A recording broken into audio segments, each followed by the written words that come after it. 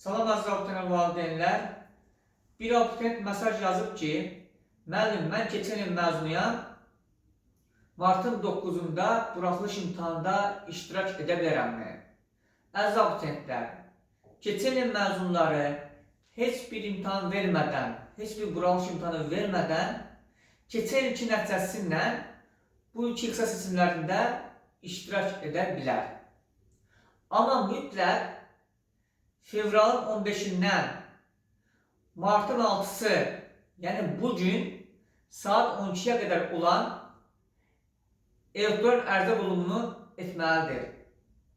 Əgər abituriyent daha yüksək nəticə əldə etmək istəyirsə, daha yüksək bal bulmaq istəyirsə, bu ildə buraxılış imtahanında iştirak edə bilər. Bunun üçün elektron ərizə seçimi vaxtı onun qarşısına 2 bənd çıxacaq.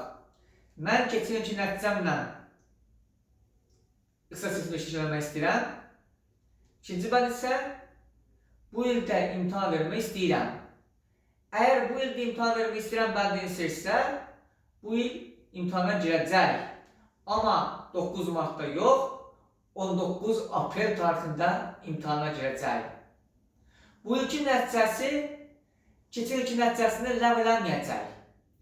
İxtisas seçimi zamanı istədiyi nəticə ilə ixtisas seçiminə müsabiqəyə buraxılacaq.